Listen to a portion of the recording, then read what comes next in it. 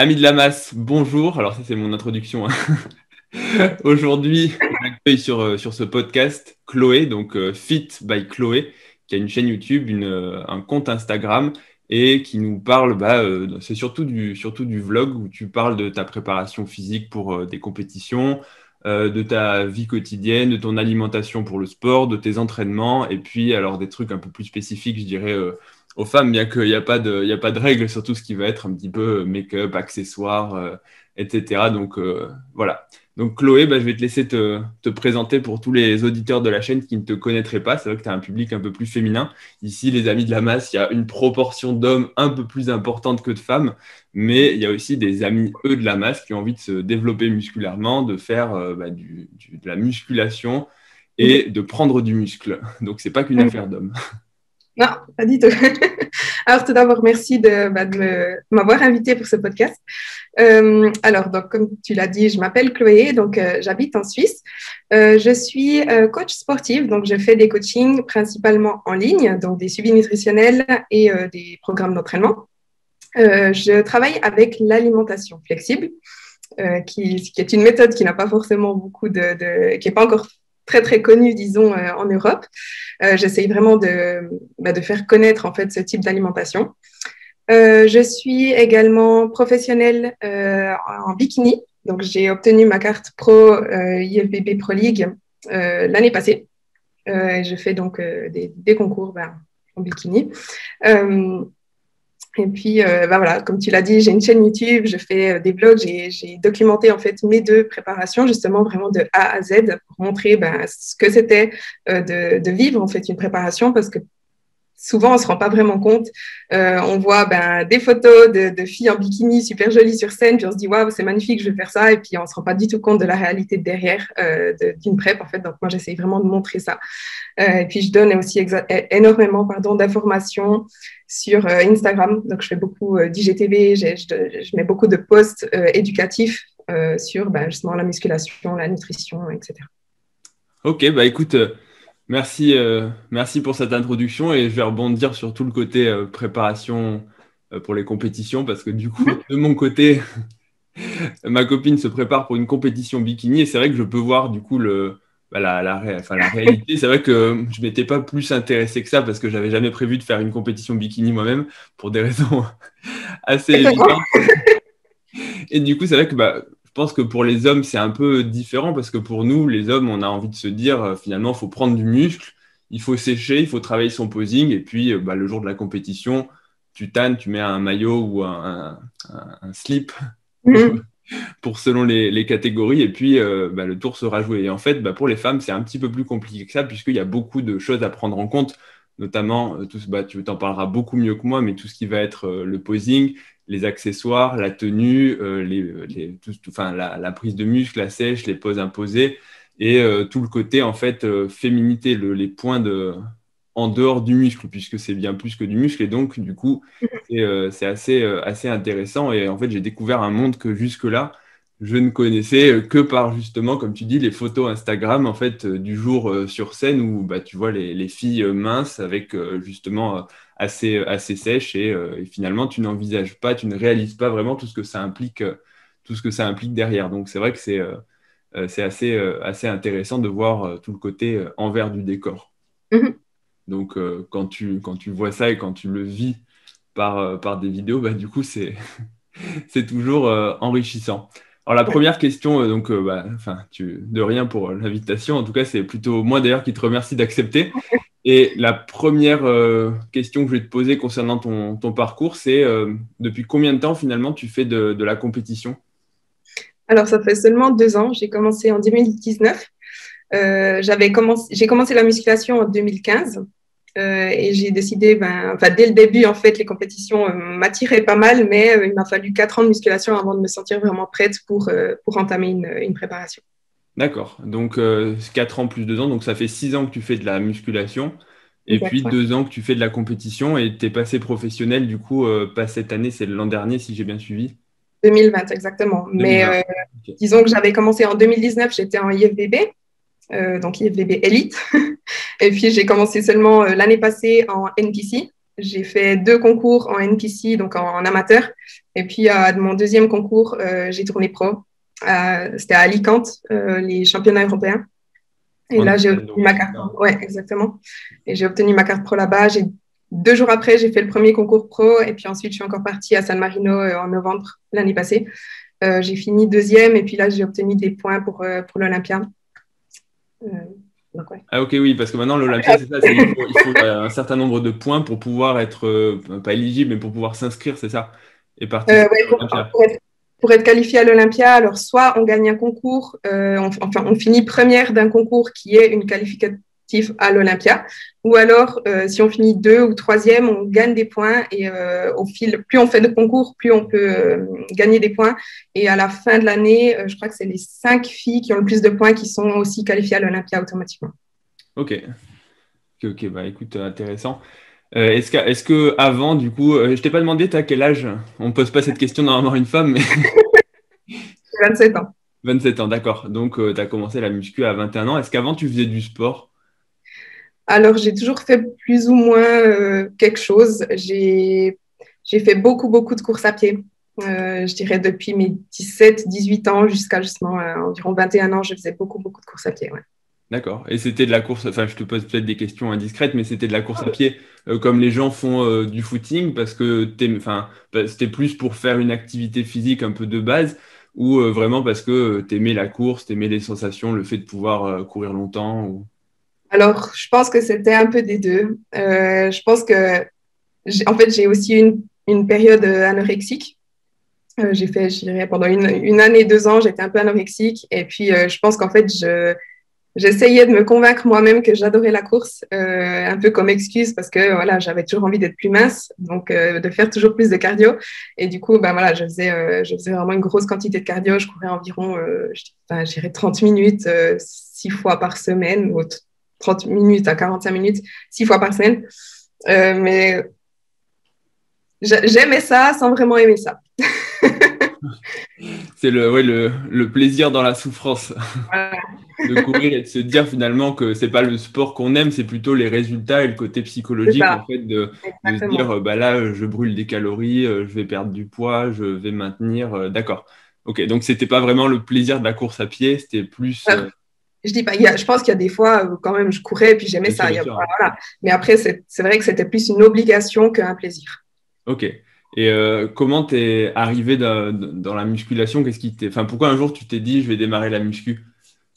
Alors, à la base, c'est parce que quand j'allais courir, j'avais des problèmes de genoux. Donc, j'étais allée chez mon ostéo qui m'avait dit qu'il fallait que je me remuscle parce qu'effectivement, j'étais très, très, très mince. J'avais plus beaucoup de muscles, j'avais pas plus de gras du tout. Donc, elle m'a dit qu'il fallait que je me remuscle. Donc, j'étais allée essayer. J'avais fait une séance d'essai dans un fitness et j'avais adoré ça dès la première séance. Je me suis directement abonnée et puis j'ai commencé à faire des recherches en fait sur la musculation. Et je suis tombée sur des vidéos YouTube, justement, d'Américaines qui faisaient des compétitions. Et en fait, en regardant leurs vidéos YouTube, je me suis rendu compte qu'elles ne faisaient pas de cardio, qu'elles faisaient vraiment que de la muscu et surtout qu'elles mangeaient. Qu'elles mangeaient des glucides, elles mangeaient des patates, du riz, des choses comme ça, toutes des choses que à l'époque, je ne m'autorisais pas. Et en fait, ça m'a vraiment fait un gros déclic. Et genre, en 2 semaines, j'allais déjà m'entraîner 4 fois par semaine à la salle. Et puis, j'ai commencé d'augmenter mes calories et tout ça. Et puis, c'est comme ça que je suis tombée dedans. Ouais, donc c'est intéressant ce que tu dis finalement.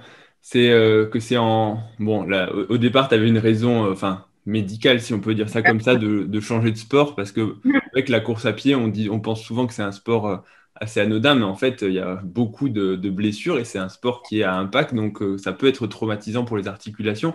Donc, tu as franchi la salle de sport et puis ensuite, tu t'es renseigné et tu as converti finalement euh, ton volume d'entraînement de la course à pied vers la musculation, en fait. Donc, c'est vrai que tu as peut-être trouvé plus un type de sport qui te correspondait, en fait. C'est peut-être là où tu te dis, en fait, c'est plus pousser des charges que j'aime faire plutôt que de courir longtemps.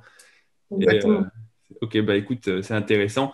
Et c'est intéressant aussi ce que tu dis sur le rapport avec l'alimentation aussi, c'est que pour beaucoup de personnes, je fais faire une estimation qui se base sur pas grand-chose, mais j'ai l'impression que les mecs et les filles, c'est pas du tout les mêmes motivations qui les poussent à aller à la salle de sport. Nous, c'est plutôt de prendre de la masse, de devenir plus gros.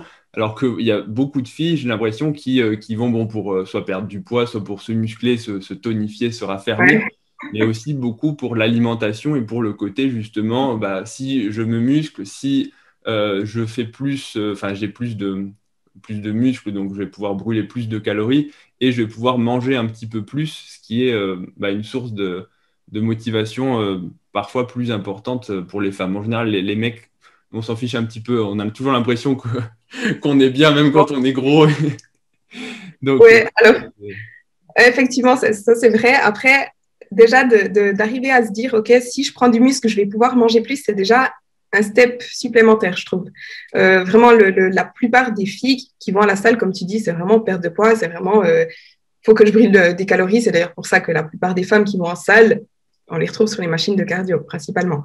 Maintenant, bah, grâce justement aux réseaux sociaux, et c'est aussi parce que j'essaye un maximum de communiquer, enfin de partager avec mes réseaux sociaux, c'est que elles n'auront pas le corps musclé et puis formé, enfin ferme, tonique qu'elles s'imaginent en mangeant moins et en faisant encore plus de cardio. Et enfin, au contraire, moi, j'essaie vraiment d'expliquer ce que c'est en mangeant et en prenant du muscle qu'elles auront le corps qu'elles voudront, mais que ça prend du temps. c'est ouais, c'est bah, le temps, c'est vrai que c'est souvent on n'a pas envie, hein, c'est quand tu regardes tout ce qui marche sur YouTube, sur les magazines, c'est toujours en 4 semaines, forgez-vous des abdos en 3 mois. Donc Entraînement de 7 minutes ouais, brûle-graisse, voilà, ouais, travaillez tout votre corps en 5 minutes. c'est ça. Et c'est ça, on a tous, bah, c'est humain hein, de vouloir les choses rapidement. Et c'est vrai que je pense que, bah, enfin, ça rejoint aussi un petit peu la question quand je t'ai posé, est-ce que tu aimais vraiment la course à pied? C'est que, en fait, il y a beaucoup de personnes qui voudraient être musclées pour la finalité, enfin, musclées ou plus fermes, en tout cas, avoir une apparence corporelle, sans forcément aimer le sport de la musculation. Et c'est vrai que finalement, quand on veut durer dans ce sport et quand on veut atteindre des objectifs qui sont assez importants, parce que quand on s'imagine en couverture de magazine ou comme toi, quand tu regardais les filles sur scène, au début, on ne le réalise pas forcément, mais quand on commence à pratiquer, on se rend compte qu'en fait, ça demande beaucoup de travail, beaucoup de temps. Et quand le sport ne t'intéresse pas, en fait, tout ce que tu veux finalement, c'est le résultat. Donc, tu vas essayer de trouver tous les raccourcis possibles pour atteindre ce résultat rapidement. Et c'est vrai qu'à chaque fois, je me fais le parallèle. Pour donner un exemple, peut-être tu te reconnaîtras ou pas. Typiquement, je fais les montages moi-même pour les vidéos YouTube et ça, c'est vraiment pas un truc qui m'intéresse fondamentalement. Tout ce qui m'intéresse, c'est de faire un truc qui est à peu près correct. Et à chaque fois que je veux faire un effet ou autre, bah, je cherche une vidéo sur comment faire tel ou tel truc et je regarde la longueur de la vidéo. Et en fait, je veux une vidéo qui dure moins de 1 minute. Il y a des mecs qui vont t'expliquer en 30 minutes ou 1 heure comment marche le logiciel. Mais tout ce qui m'intéresse, c'est vraiment en fait d'avoir ma réponse en 30 secondes et puis j'en ai strictement rien à faire de savoir comment marche le logiciel. Et je pense que c'est un peu le même type de raisonnement quand le mec se dit, bah moi, je veux les abdos en 7 minutes, moi, je veux les fesses rebondies ou le ventre ultra plat en 10 minutes par semaine. En fait, ça intéresse pas ces gens-là en fait de faire le sport. Ce qui les intéresse, c'est vraiment le Résultat. résultat. Donc, c'est vrai qu'en termes de psychologie, c'est important de réaliser assez tôt que il faut apprécier, en fait, il faut aimer ce qu'on fait, sinon ça marchera pas forcément. D'où Exactement. l'intérêt en fait de faire un sport qui nous plaît, je pense. Ouais, exactement. C'est aussi ce que j'essaye toujours de dire, c'est que si vous aimez pas ce que vous faites, vous allez jamais vous y tenir. Et si vous vous y tenez pas, ben, vous n'aurez pas les résultats voulus. Donc, il faut vraiment trouver ce qui nous plaît pour pouvoir tenir sur la durée. Ouais.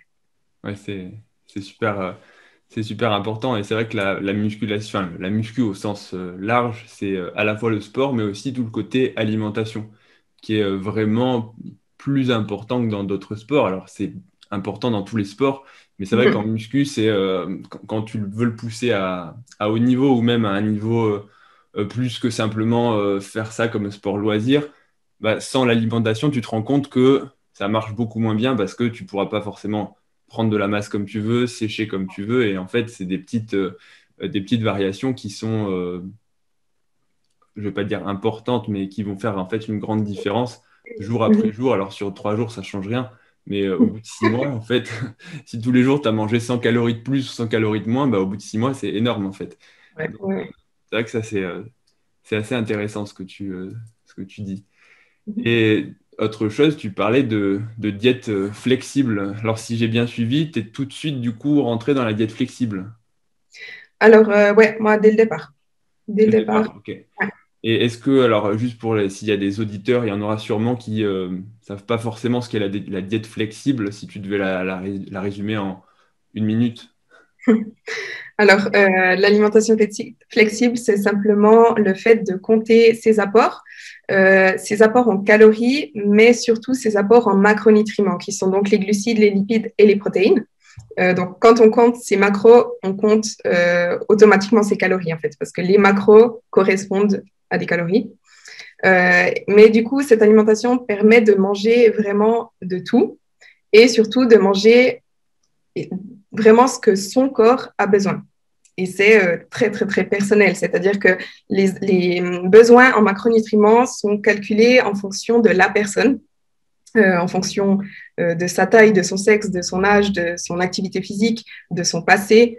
C'est vraiment très, très personnalisé et c'est pas du générique. C'est pas, tiens, un plan alimentaire, tu suis ça, le même, tout le monde a le même. Et du coup, comme je l'ai dit, ça permet vraiment de manger de tout. On n'a pas un plan où c'est poulet haricots riz. On peut vraiment manger tout ce qu'on veut du moment qu'on le pèse et qu'on le rentre en fait dans une application. C'est vraiment assez simple hein, parce qu'il suffit juste de savoir de combien pèse l'aliment qu'on va manger et ensuite on le met dans l'application et l'application calcule toute seule les macros. Et à la fin de la journée, le but c'est d'atteindre en fait le quota journalier de macros qu'on a. Donc c'est-à-dire si par exemple on a 200 grammes de glucides, 150 protéines et 70 lipides, ben, on doit atteindre ces chiffres et puis pas dépasser et puis pas non plus aller en dessous. Et puis chaque jour, comme ça, ben, on sait exactement combien on consomme. Et puis ça permet aussi de toujours savoir ce qu'on fait. C'est-à-dire que ben, voilà, au fil des semaines, forcément, les progrès vont ralentir. Mais si on sait exactement ce qu'on fait, ben, on va pouvoir ajuster pour pouvoir continuer de progresser. Ça va aussi nous permettre de nous éduquer sur la nourriture, c'est-à-dire de savoir ce que les aliments contiennent, parce que ça, c'est un des plus gros soucis que je vois, c'est que les gens ne savent pas quoi manger, ils ne savent pas ce qui est bon ou pas.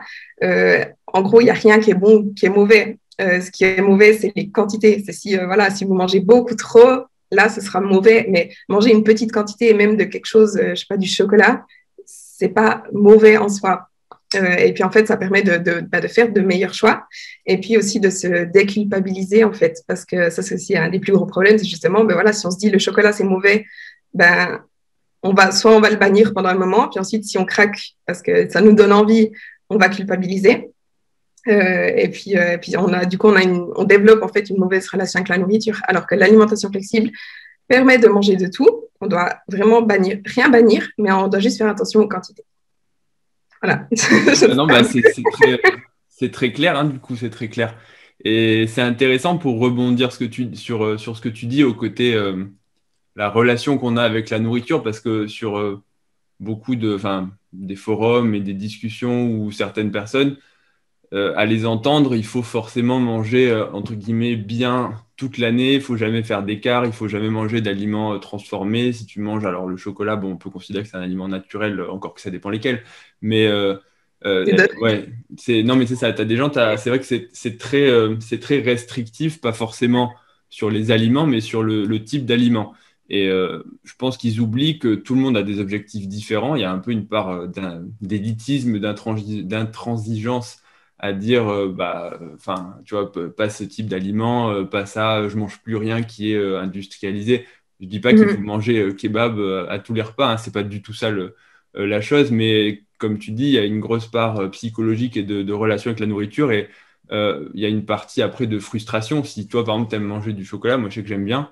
Si je me dis que je peux plus jamais manger de chocolat à cause de la musculation, bah, ça peut être problématique parce que bah, enfin, je vais caricaturer beaucoup, mais tu vas rêver de ce morceau de chocolat et puis selon ton degré de résilience ou de résistance à la frustration, bah, un beau jour, tu peux craquer et puis faire soit taper toute la tablette de chocolat, et encore la tablette, ce ne serait pas si dramatique que ça, mais ça peut conduire à des gros craquages, voire si ce type de relation. Je vais pas dire malsain parce que des fois, le fait de vouloir au contraire changer son alimentation quand tu as une diète qui est déplorable, c'est plutôt une bonne chose de se dire on va commencer à faire les choses bien. Mais le problème, c'est quand ça rentre dans le côté un peu obsessionnel, restrictif et de le vivre comme une privation. Alors, rentrer dans les troubles du comportement alimentaire, c'est un mot un peu fort peut-être, mais d'avoir voilà, une approche assez pathologique avec l'alimentation, en tout cas pas une approche normale.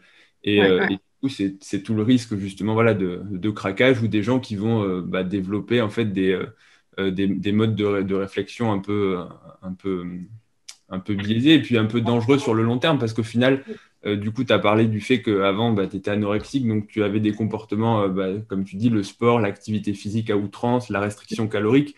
Mais finalement, si tu les transformes d'une autre façon dans la musculation en disant, moi, je ne mangerai plus rien qui n'est pas directement issu de la nature, bio, etc., c'est finalement, dans une société moderne, hein, je parle tout aussi pathologique et ça rejoint le fait de ce qu'on appelle maintenant l'orthorexie. C'est ça, hein, c'est pas le fait de se restreindre en calories, mais c'est le fait de se restreindre sur le type d'alimentation et de se dire si je mange un Kit Kat, je vais attraper le cancer et je vais mourir d'un infarctus à 35 ans. Il y a entre une alimentation qui est totalement transformée, une alimentation totalement naturelle, il y a quand même beaucoup de choses. Un équilibre. Exactement. Mais c'est exactement en fait ce que permet l'alimentation flexible, c'est-à-dire qu'il y a une énorme, comment on dit, misconception, une grosse idée reçue. Ouais, c'est ça. C'est idée reçue. Bon, je pense que les gens auront compris. compris. Sur l'alimentation flexible, c'est que, en fait, il y a un peu, je ne sais pas ce qui se passe, surtout en ce moment, il y a un peu une guerre entre les pros diète flexible et les pro meal plan. Et en fait, ceux qui sont contre l'alimentation flexible disent que quand on fait l'alimentation flexible, on mange que des donuts, des burgers, des pizzas, et puis etc. Et en fait, c'est pas du tout ça. Et c'est vraiment ce que j'essaye de montrer et d'expliquer, c'est que l'alimentation flexible permet vraiment d'avoir un équilibre.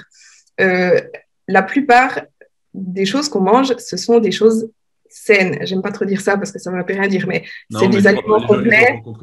Ouais, c'est des aliments complets, c'est cuisiné, c'est faire, je sais pas, du riz, de la viande, des féculents, des légumes, manger vraiment des choses non transformées, mais ça permet aussi d'avoir la flexibilité de, voilà, si après le repas, j'ai envie d'un petit truc sucré, je vais manger voilà, un Kit Kat, comme tu as dit, ou quelque chose comme ça, ou bien une glace, ou quelque chose.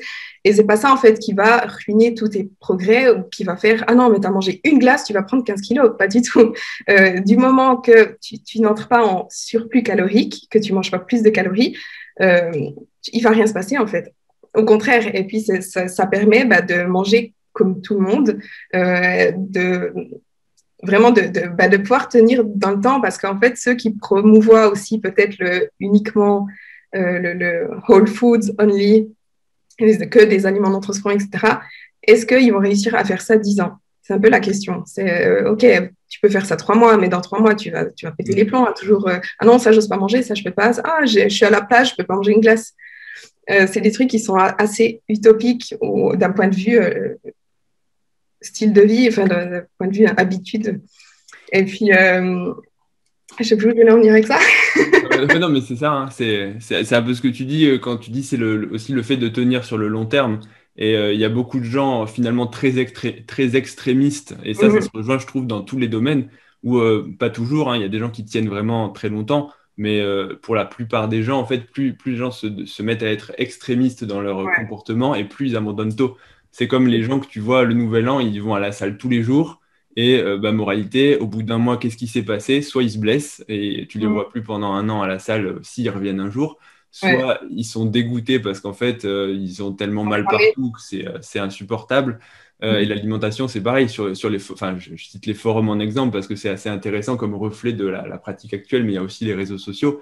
Et tu as beaucoup de gens, c'est ça, je compte toutes mes calories, j'écris tout ce que je mange, je traque tout. Tu as l'impression qu'ils vivent plus que pour ça. Le problème, c'est qu'à des fois, vouloir partir un peu trop fort, on s'épuise en fait. Et si tu te coupes de tout le reste de la vie, que tu vois plus tes potes, que en fait, tu cours un peu à la catastrophe. Il y a des gens, bien sûr, qui passent au travers des gouttes, mais l'idée, c'est je pense, de prendre un peu de recul et d'arriver à avoir une vie équilibré, quoi. Ça ne veut pas dire de manger n'importe quoi et tout, mais de ne pas être trop strict, parce que plus tu es strict et plus c'est difficile à gérer sur le long terme. Et encore une fois, on en revient à la frustration. Et la frustration sur le long terme, c'est jamais très bon en termes psychologiques.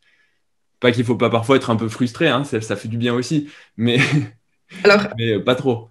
non, c'est clair. Si tu as vraiment un objectif précis, il faut quand même que tu fasses un minimum d'efforts et que tu sois discipliné. Et forcément, ben, il y a des fois où tu seras frustré parce qu'il y a des fois, ben, voilà, si tu veux perdre du poids, il y a des fois, tu auras faim.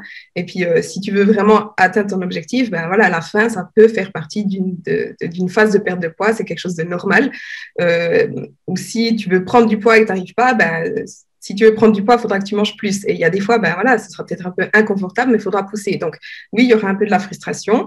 Mais si vraiment tu as un objectif, ben, il faut quand même faire les efforts nécessaires. Mais après, ça ne veut pas dire que tu dois tous les jours souffrir. Il y a aussi un peu ça, c'est un peu le concours de celui qui a le plus souffert pendant sa prep pour dire qu'il est plus méritant, alors que pas du tout. Enfin, plus ton parcours, disons, si tu as envie de perdre du poids, plus ton régime sera agréable à vivre, mieux seront tes résultats et plus tu auras le résultat. Donc, c'est pas non plus forcément toujours devoir souffrir hein, pour, tu vois, no pain, no gain, des trucs comme ça, mais pas du tout. Vraiment, plus c'est agréable, moi, c'est ce que j'essaye de faire avec mes clients, c'est de leur rendre la tâche le plus facile possible, parce que plus c'est facile pour eux, plus ils vont s'y tenir et plus ils auront de résultats. Oui, c'est intéressant ce que tu dis, un peu le culte de la souffrance. On a Ouais. l'impression que si tu n'as pas beaucoup souffert, si tout ce que tu fais, c'est pas extrêmement difficile, bah en fait, tu n'as pas de mérite, alors que finalement, c'est faux. Le but, est-ce qu'à la fin de ta vie, tu voudras te dire, regardez comme j'ai souffert toutes les fois où j'ai regardé la bouffe sans pouvoir manger, toutes les fois où à la salle de sport, où j'ai souffert, où j'ai pas vu mes potes. Non, au Mhm. final, l'idée, c'est d'avoir, comme tu dis, il faut pas confondre, à mon sens, la frustration et la discipline. Il y a un des deux qui est productif, Mhm. un des deux qui est délétère. Bien sûr, tout est une question de dosage. Trop de discipline et puis ne jamais pouvoir décrocher à ce qu'on s'est fixé, c'est Mhm. aussi un peu délétère et ça peut rejoindre le côté pathologique. Mais la discipline, c'est important. La frustration, c'est le côté un peu peut-être négatif de la discipline. C'est te dire pourquoi est-ce que je fais tout ça et alors que je pourrais être en train de faire d'autres choses. Et on peut trouver du plaisir dans la discipline, justement, en se Ouais. disant, bah, je me rapproche de mes objectifs sans forcément être trop frustré. Au final, il faut une part de résultat. Il faut aussi, bah, comme on dit, la muscu, c'est un chemin, hein, c'est le Mhm. résultat, mais c'est aussi un cheminement mental pour Ouais. apprendre à se connaître. Enfin, beaucoup de choses bon, qui vont complètement sortir du thème de ce podcast, mais l'idée, c'est qu'il faut, à mon sens, un petit peu allier les deux, justement. C'est tout le côté cheminement, discipline, ce qui forge le caractère, qui forge le mental, qui développe des qualités. Mais la frustration, bah oui, la résistance à la frustration, c'est une qualité, mais dans une moindre mesure. Il faut apprendre à résister à la frustration, mais pas pour se dire toute ma vie, je vais résister, je vais lutter. Ça, c'est un petit peu le côté trop extrême. Exactement, ouais. Et donc, ouais, donc du coup, pour toi, c'est plutôt la diète flexible. Et je vais enchaîner du coup sur ton coaching. Est-ce que du coup, toi, c'est ce que tu proposes, euh, par exemple, hein, parce que du coup, comme tu as dit, il y a des pros diète flexible et des pros, bon, meal plan, c'est pas alimentation imposée, je sais pas comment on dirait, mais les plans En alimentaires alimentaire. stricts, quoi. Où en Mhm. gros, c'est tu manges, si je dis pas de bêtises, 200 grammes de haricots, 100 grammes de steak avec des aliments choisis et déterminés à l'avance. Mhm. Est-ce que Par toi, le du coach. coup, Oui, pardon. Choisi par le coach. Ok. C'est surtout c'est ça. C'est que c'est même pas la personne qui choisit ce qu'elle veut manger. Ok, donc c'est ouais, c'est quelqu'un qui te dit tes repas. Ouais, C'est un peu comme quand tu es à l'école, tu vas à la cantine voilà. et tu récupères ton plateau repas. Donc, est-ce que toi, pour tes élèves, est-ce que tu leur proposes à tous, du coup, la diète flexible ou est-ce qu'il y a certains de tes élèves qui ont besoin d'un plan alimentaire plus strict? Alors moi, je travaille vraiment qu'avec l'alimentation flexible. Ok. Mais c'est aussi pour ça que mes clients viennent vers moi, parce qu'ils recherchent ce type de coaching, justement. Ok. Donc, j'ai pas en fait de demande de plan alimentaire. Et est-ce que tu as des cas où tu te dirais que ça n'a pas, enfin, pas fonctionné, mais où les gens n'ont pas réussi forcément à choisir les bons aliments, à faire rentrer ça dans leur macro ou... Alors, au début, c'est pour les personnes qui n'ont jamais pratiqué, qui n'ont jamais fait, c'est clair, des fois, c'est un petit peu compliqué, mais après 1, 2 semaines, il faut juste s'y mettre, en fait. Et puis, ben, voilà, les 2 premières semaines, pas oublier de tout peser, de tout rentrer dans l'application. Ça demande quelques jours d'adaptation, puis ensuite, c'est bon. Des fois, mes clients, enfin, les personnes en général ont un peu de peine à atteindre principalement les protéines, mais après, ben, je travaille avec eux là-dessus. S'ils me disent, ouais, ben, cette semaine, j'arrivais pas à atteindre mes protéines, je vais lui donner des conseils, lui expliquer comment changer ses habitudes pour essayer d'atteindre plus facilement ses protéines. Et si vraiment je vois que c'est beaucoup trop, je vais simplement adapter l'objectif à la personne. Comme j'ai dit avant, hein, le but, c'est vraiment de rendre sa perte de poids ou sa prise de poids la plus agréable possible. Donc, c'est clair que si tous les jours, elle n'arrive pas à atteindre ses protéines, je ne vais pas lui dire pendant 6 mois, non, il faut que tu les atteignes.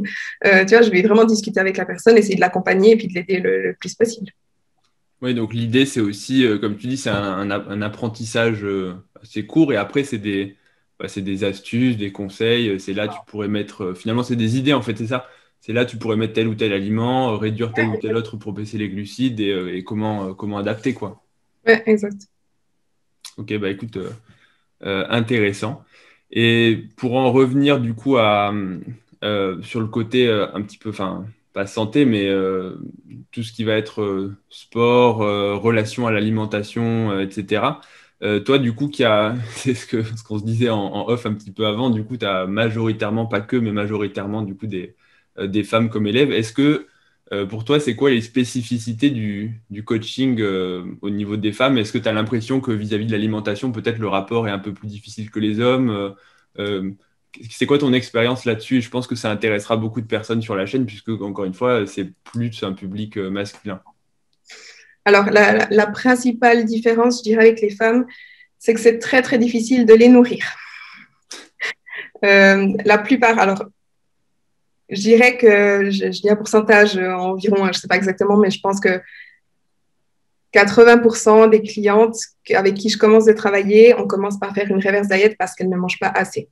La plupart, en fait, quand je commence à travailler avec quelqu'un, je lui fais compter tout ce qu'elle mange sans qu'elle ne change rien à son alimentation. Pendant 1 semaine, je lui dis, OK, maintenant tu comptes tout ce que tu manges, mais moi, je ne te donne pas encore de macros, tu ne dois rien changer. Comme ça, j'ai une idée de où elle se situe. Et souvent, très, très, très souvent, elle mange 1200, 1300, 1400 calories, pas plus. Et du coup, la plupart veulent perdre du poids. Mais quand on vient vers moi en mangeant 1200 calories, ben moi, ce que je réponds, c'est écoute, actuellement, tu ne peux pas perdre du poids si tu manges aussi peu. Et donc, on doit commencer par une reverse diet pendant quelques mois pour augmenter ton métabolisme, te faire manger assez. En parallèle, on va se concentrer sur la prise de masse musculaire, ce qui va être bénéfique pour la personne au final. Et puis ça, c'est très souvent, c'est assez dur à entendre au début et à accepter pour elle. C'est vrai que les premières semaines, quand je dis écoute, on va manger plus, il y a un peu un stress. Pour une femme, c'est quand même assez dur. Et puis voilà, après, c'est un accompagnement. Le coaching, il faut dire, c'est aussi 80% psychologique. C'est expliquer, c'est rassurer, ouais. Et puis ensuite, ben, en mangeant plus, elles se rendent compte qu'elles se sentent mieux, elles ont plus d'énergie. Il y en a certaines qui ont de nouveau un cycle régulier, qui sont moins stressées, qui sont de meilleure humeur, etc. Et puis elles remarquent que manger plus, c'est bénéfique. Et puis ensuite, ça aide ben voilà, à augmenter le métabolisme et puis après coup, à perdre du poids par la suite. Mais c'est vrai que ben, avec les femmes, c'est ça qui change, parce qu'un mec, tu lui dis tu manges plus, lui est content. Ouais, venez les gars, ce soir c'est le burger, puis ça. Voilà. Donc ça, c'est vraiment un des aspects psychologiquement pour une femme de manger plus. C'est Ok, compliqué. donc tu es plutôt en fait surpris de voir que enfin, je vais faire une généralisation, mais que globalement les femmes sont plutôt dans la restriction. En tout cas, les femmes qui viennent te voir de base sont un peu sous-alimentées et ont ralenti leur métabolisme. C'est vrai que du coup, c'est un peu pas le mal du siècle, mais c'est vrai que l'image des femmes, du poids dans la mode, les magazines, tout ça, c'est Ouais, le culte de la minceur et du coup les régimes, tout ce qui va être garder toujours un corps mince, etc. ça. Et du coup, ouais, les femmes ont peut-être plus de pression, c'est même pas probablement, c'est certainement plus de pression physique que les hommes. Et du coup, le rapport inhérent à l'alimentation, il est clairement différent. C'est vrai que Nous, on n'a pas trop ce besoin d'être forcé. Enfin, je dis pas que c'est pas important, mais c'est quand même Ouais. beaucoup moins de pression sociétale sur tout le fait d'être minceur, même musclé. Hein, au final, certes, c'est mieux de ressembler à un mec de magazine, Mhm. mais tu as un peu moins de pression quand même pour l'être. Donc, ouais, ça Alors, c'est intéressant ce que tu dis. non, mais comme tu dis, quand tu dis mal du siècle, honnêtement, c'est vraiment ça, ouais. Je pense on se rend vraiment pas compte. Moi, c'est parce que vraiment, je suis là-dedans et que je travaille avec des centaines de femmes. Mais franchement, 90, enfin, 90%, 90, Ouais, c'est ça, 90. 90, 90% des femmes ont fait des régimes depuis l'adolescence. Et puis, la plupart, voilà, elles ont fait le yo-yo ou elles ont fait des régimes. En fait, je fais aussi des consultations par téléphone parce que en coaching, j'ai un nombre de places limité et j'ai environ une consultation par jour. Et ce que j'entends tout le temps, c'est j'ai essayé tous les régimes du monde parce que ça fait depuis mes 15 ans que j'essaie de perdre du poids. Et aujourd'hui, elles en ont 30. Elles ont 30 kilos de plus parce qu'elles ont essayé tous les régimes possibles, mais elles mangent rien. Parce que justement, elles sont tout le temps, tout le temps, tout le temps dans la restriction. Et manger, ça fait peur. Manger, ça fait culpabiliser. Et on a répété depuis des années que pour perdre du poids, il faut manger moins. Donc, elles mangent moins, elles mangent moins, elles mangent moins. Mais au niveau santé, c'est une catastrophe. Au niveau résultat, c'est une catastrophe parce qu'on ne va pas prendre du muscle en mangeant rien. Psychologiquement, c'est une catastrophe parce qu'elles se sentent, dès qu'elles mangent, elles se sentent mal. Et puis, c'est horrible. Et en fait, on ne se rend vraiment pas compte à quel point ça touche quasiment toutes les femmes. Et comme tu dis, les femmes, on a beaucoup plus une pression sociale parce que, ben voilà, une femme, ça peut être mince. Un mec, quand il est, alors je ne vais pas dire quand il est vraiment en surpoids, mais quand il est un peu plus en chair, quand il est habillé, il paraît plus balèze. Donc, lui, il va aimer ça. Une femme qui est un petit peu en surpoids, quand elle est habillée, ben, on va juste dire qu'elle est grosse. Et puis ça, c'est Ouais. extrême, la pression sociale, c'est sûr. Et du coup, ben, ça joue énormément sur les comportements. Et la plupart des femmes ne mangent pas assez et ont peur de manger. Non, mais c'est ouais, c'est une, ouais, enfin, c'est une bonne remarque. Je pense que voilà, c'est un secret pour personne, mais du coup, c'est vrai que la pression sociale, elle est clairement pas sur la même chose. Pour les femmes, c'est beaucoup plus l'apparence. Nous, on a la pression sur d'autres choses, mais pas beaucoup moins sur le physique. Ouais, Et pour rebondir du coup sur la reverse diet, du coup, ouais. pareil, du coup, pour ceux qui découvraient le terme, pour parler rapidement de métabolisme et pour expliquer aux gens qui se poseraient la question, du coup, pareil, allez, 1 minute. Ouais. Pour essayer d'expliquer très rapidement c'est quoi le concept de la reverse diet. Ouais, alors, oui, en fait, moi, la reverse diet, j'en parle énormément aussi dans mes vidéos, dans mes posts. J'ai aussi écrit un guide sur la reverse diet parce que, alors, une reverse diet, en fait, c'est comme son nom l'indique, c'est le contraire d'un régime. C'est-à-dire que quand on veut perdre du poids, on va diminuer ses calories gentiment. Et quand on veut augmenter son métabolisme et donc pouvoir manger plus, on va faire le contraire, on va augmenter ses calories, mais très, très, très progressivement pour éviter de prendre du gras.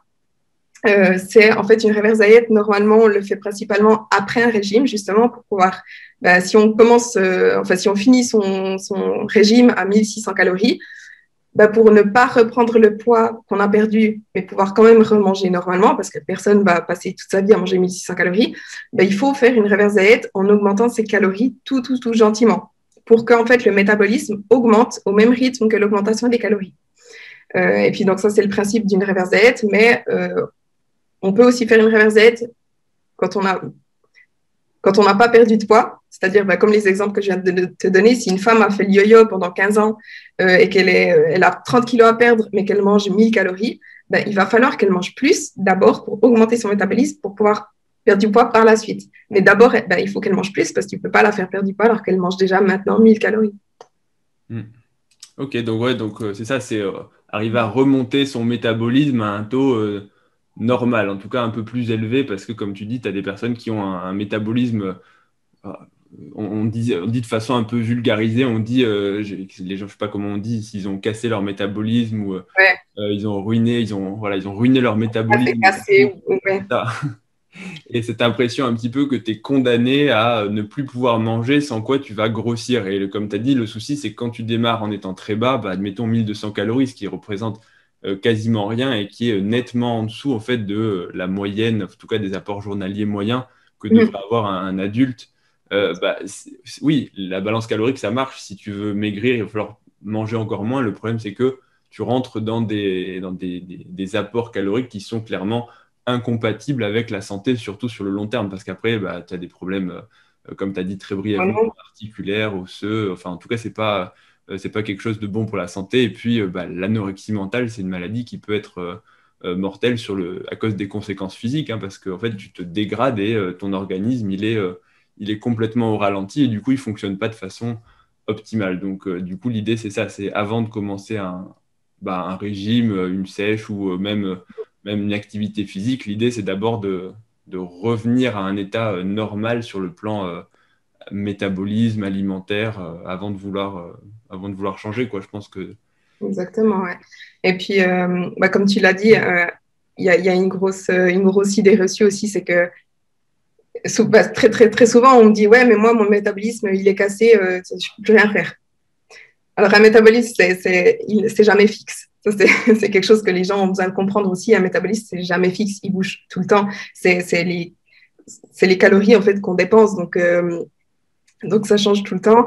Et un des effets positifs aussi d'une reverse diet, c'est non seulement d'augmenter le métabolisme, mais ça permet aussi justement d'améliorer sa relation avec la nourriture avant de commencer une sèche.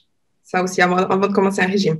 Si quelqu'un me dit qu'il a peur de manger, qu'il se restreint énormément, qu'il a peur des glucides, des choses comme ça, je vais lui dire, tu n'es pas dans une bonne position pour commencer une sèche maintenant. Il faut d'abord aussi travailler sur ta relation avec la nourriture et de faire une reverse diet. Ça permet de montrer à la personne qu'elle peut manger plus sans prendre du poids. Et ça la libère aussi par rapport à la nourriture. Ça la déculpabilise. Elle se permet enfin de manger. Donc ça, c'est aussi un effet vraiment positif d'une reverse. Ça, c'est principalement pour les femmes aussi, je dirais. Ouais. Il y a peut-être un peu, un peu moins Il y a des hommes aussi, hein, qui ont un métabolisme très bas, mais c'est vrai que c'est peut-être un peu moins fréquent en termes de pourcentage. Et du coup, c'est intéressant que tu parles de ça, du fait qu'en gros, enfin, pas que oui, si, c'est ce que tu as dit, hein, c'est pas en gros, tu l'as dit, que tu refuses de faire une sèche à une personne qui viendrait te voir en te disant, je suis déjà à 1000 calories ou 1200 par jour, je veux perdre encore 8 ou 10 kilos et puis monter sur scène. Et c'était une des questions qu'on voulait aborder, un des thèmes qu'on voulait aborder sur ce podcast, c'était notamment tout ce qui était l'aspect santé, l'aspect coaching, un petit peu la limite parfois floue entre le côté sport, le côté alimentation, le côté santé et une frontière qui peut être floue entre finalement le rôle de chaque personne, la place du coach, la place du médecin, la place du nutritionniste ou du diététicien. Et puis de se rappeler qu'il y a aussi au milieu de tout ça des vrais problèmes parfois de santé et du coup comment doit se positionner le coach vis-à-vis de ça. Et il y a pas mal de questions qui en découlent. C'est du coup comment gérer la relation avec un client qui aurait ce type enfin je ne veux même pas dire de relation et sans forcément parler de maladies, de dire l'anorexie ou la boulimie ou des maladies étiquetées, mais on va dire que certaines personnes ont des rapports pathologiques avec la nourriture sans forcément rentrer dans une case précise de trouble. Et puis pareil, la maladie du métabolisme, je mets des gros guillemets, les métabolismes cassés, c'est pas une maladie à proprement parler, sauf hypothyroïdie ou vrais problèmes hormonaux. Mais ça peut s'en rapprocher parce que, comme tu dis, des personnes qui ont fait des régimes et qui sont depuis plusieurs années à 1000 ou 1200 calories, finalement, en termes de conséquences, c'est pas forcément de la restriction active de type anorexie ou pour l'anorexie mentale, la source du problème vient du psychologique et le fait de se voir toujours trop gros parce qu'une personne qui a 1200 calories par jour, elle peut avoir tout à fait une apparence corporelle normale, n'être ni trop mince et de ne pas avoir de stratégie de restriction extrême, mais ne pas vouloir grossir. Et c'est tout à fait logique de se dire que si tu as un poids normal, tu vas quand même essayer de te maintenir pour ne pas prendre de poids. Donc au final, tout ce métabolisme, c'est pas des maladies étiquetées, mais la place du coach, elle peut être particulière et elle peut être un petit peu difficile. Et du coup, selon toi, comment doit se positionner le coach vis-à-vis pas des problèmes de santé en général, mais vis-à-vis de ses élèves est-ce que toi, tu as une expérience, alors pour approfondir un petit peu ton exemple, Mais j'imagine qu'une personne qui vient te voir et qui dit, voilà, je veux prendre du coaching avec toi parce que j'ai vu tes vidéos, j'apprécie ce que tu fais, je trouve que tu as une bonne approche et tout ça. Je voudrais du coup, par exemple, sécher, et toi tu lui dis, bah, en fait, non, d'abord, tu peux pas sécher. Je pense que tu dois des fois avoir de l'incompréhension vis-à-vis des gens. Enfin, comment réagissent les clients? Euh, alors, la plupart de ceux à qui je dis, écoute, là, c'est pas le moment de faire une sèche, ben, disons qu'elles me connaissent déjà, elles me suivent déjà, et puis la plupart s'y attendent. C'est-à-dire D'accord. qu'elles savent un peu, ben voilà, que je parle énormément de reverse diet. Et puis en général, si ils s'approchent de moi, c'est qu'ils ont confiance. Et donc, si je dis, écoute, pour le moment, moi vraiment, il faut faire une reverse diet, en général, on me dit, ouais, ok, je te crois, enfin, je te suis. Des fois, c'est un peu compliqué après elles me disent, elles le font, mais après elles me disent, ah, j'ai peur, et puis il faut les rassurer. Ça, c'est clair. Mais il n'y a jamais personne qui m'a dit, non, moi, je ne veux pas manger plus. Voilà, en général, ça suit quand même. Mais le plus important, c'est de les rassurer, justement, et de leur expliquer pourquoi c'est pas bon pour elles maintenant de perdre du poids. Et puis, d'expliquer aussi les conséquences. Quand on me fait une demande de coaching, moi, j'ai un questionnaire environ 8 pages qu'elles doivent remplir. Et puis là, je peux aussi leur montrer en disant, ben voilà, on voit, t'as faim, t'as extrêmement faim, tu dors très mal, t'es toujours fatigué. Et puis rien que de faire des parallèles, en fait, avec la nourriture, ça peut déjà leur montrer que non, c'est pas le moment. Tu vois, quelqu'un qui est tout le temps fatigué, qui a énormément de problèmes de digestion, qui est tout le temps de mauvaise humeur, qui n'a pas de règles peut-être, toutes des choses comme ça, leur faire remarquer qu'en fait c'est lié à la nourriture, ça les aide déjà à accepter puis à se dire ah ok, bon effectivement une reverse diet c'est vraiment ce qu'il me faut maintenant. Ok, et je vais rebondir sur ce que tu dis parce que effectivement, te poser la question à toi, c'est peut-être un petit peu biaisé parce que tu bénéficies d'un public par les réseaux sociaux, par YouTube, et c'est vrai que du coup, tu as un peu un biais de recrutement. C'est que les Mhm. gens qui te suivent sont déjà éduqués à la reverse diet, aux problèmes de métabolisme, et t'es peut-être pas le bon exemple du coach tout venant. Mais c'est vrai que j'imagine, par exemple, quelqu'un, un coach standard, tu vois, comme tu pourrais frapper à la porte ou aller voir le coach de ta salle. Si Mhm. la personne vient te voir et te dit, je veux maigrir, je veux perdre 5 kilos parce que je suis un peu en surpoids, et que le coach te dit, bah non, d'abord, tu vas commencer par manger plus pendant 6 mois, 9 mois, je pense qu'il y a moyen que ce soit, tu vois, la personne se dise, attends, il est vraiment coach, je comprends pas, il me dit de bouffer plus, alors que, en gros, il a rien compris. Et est-ce que tu aurais du coup pas un conseil, mais comment est-ce que, ouais, si, parce que je suppose qu'il y aura des coachs qui vont écouter ce podcast et qui n'auront pas forcément le public que tu as toi. Et du coup, quel conseil tu leur donnerais pour essayer de faire, je vais pas dire de passer le message en douceur, tu vois, mais de ne pas brusquer le client, parce qu'au final, si le client, il dit, bon, bah, lui, c'est un tocard, au revoir, je vais voir le coach d'à côté qui me dit que je peux maigrir en un mois, tu vois, ça peut être aussi un peu difficile à gérer. Alors, ce qu'il faut aussi accepter, je pense, en tant que coach, c'est que tu peux pas faire entendre quelque chose à quelqu'un qui n'est pas prêt à l'entendre. C'est-à-dire que si la personne, voilà, elle mange 800 calories, et puis elle te dit je veux perdre 10 kilos, et puis tu lui dis non, c'est pas possible, même si tu lui expliques, tu parles avec elle, tu lui fais remarquer que c'est pas une bonne idée, si la personne ne veut pas l'entendre, elle va pas t'écouter. Et puis elle va aller voir, comme tu dis, le coach d'à côté qui lui fera un plan à 600 calories, et puis voilà. Mais elle va finir par remarquer plus tard, quand elle aura des gros problèmes de santé, puis qu'elle aura repris les 10 kilos qu'elle aura perdus, elle en aura repris 20 en 2 mois. Mais après, faut aussi savoir accepter quand tu peux pas aider quelqu'un, je dirais. Euh, si vraiment, enfin, si vraiment, ouais, quelqu'un n'est pas prêt à entendre ce qu'il doit entendre, il va pas t'écouter, simplement. Mais voilà, si on veut vraiment essayer d'aider la personne, encore une fois, c'est vraiment expliquer au maximum et puis vraiment lui expliquer pourquoi elle peut pas perdre du poids pour le moment. Et puis, ce qui aide aussi souvent, c'est de rediriger vers des vidéos d'autres personnes. Des fois, même si on est coach, la personne, elle vous pose la question à vous, mais après, il faut prouver par derrière en montrant des études, d'autres vidéos, d'autres personnes qui répètent la même chose. Et puis, c'est à force de répétition, ah oui, de voir que c'est pas la seule qui dit ça, que ça entre gentiment. Ok, ce que tu as dit tout à l'heure aussi, je pense que ça peut être un bon message quand tu as dit les gens qui viennent me voir, et j'ai bien aimé le terme, tu as dit ils sont en confiance. Et c'est vrai que c'est la base de la relation entre, que tu sois coach, mais en médecine, c'est pareil, hein. Une bonne relation entre un médecin et un patient, c'est une relation de confiance. Et ça arrive qu'il n'y ait pas de confiance, hein, que le patient, il y a des patients qui disent, bah, moi, j'ai vu un médecin, j'ai pas du tout confiance dans ce qu'il m'a dit, ça n'a pas l'air d'être vrai, ou alors son attitude m'a pas plu.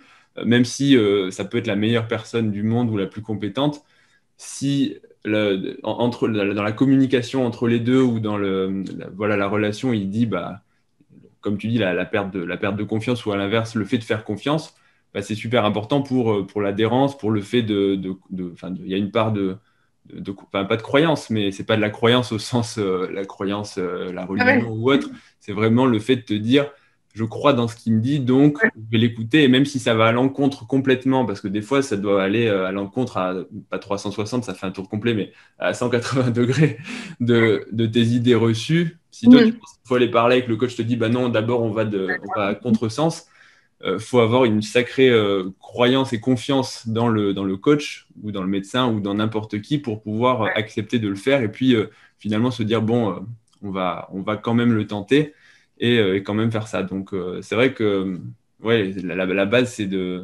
d'essayer de créer cette confiance par, comme tu as dit, de la crédibilité, hein, que ce soit des études, des vidéos, n'importe quoi qui disent en gros, je suis pas un uluberlu qui pense, je suis pas tout seul à penser ça. C'est regarde, il y a du il contenu, y a quelque chose documenté. derrière. Ben, c'est Ouais. clair. Comme tu le dis, la confiance est, je pense, une des choses les plus importantes dans une relation coach-client. Euh, et puis moi, j'ai énormément en fait de personnes qui me contactent aussi en me disant ah mon coach me dit de faire ça mais je n'y crois pas du tout, est-ce que je dois le faire quand même? Et puis il y a aussi un souci quelque part, c'est que si vous n'avez pas confiance en votre coach, il ne faut pas continuer avec lui ou avec elle parce que ton coach, tu dois pouvoir l'écouter et puis faire ce qu'il te dit et avoir confiance en ses compétences. Si tu doutes, c'est qu'il y a quelque chose qui ne joue pas, effectivement. Et des fois, ça peut être tout à fait fondé parce qu'il y a il y a énormément de coachs aussi sur les réseaux qui font absolument n'importe quoi. Euh, mais si c'est le cas, ben, il faut se poser la question, OK, pourquoi je doute de lui? Est-ce que vraiment c'est la personne qu'il faut que je garde en tant que coach? Ça, c'est un truc qui est aussi qui est super important. Ouais. Ouais, c'est rigolo ce que tu dis, le deuxième avis.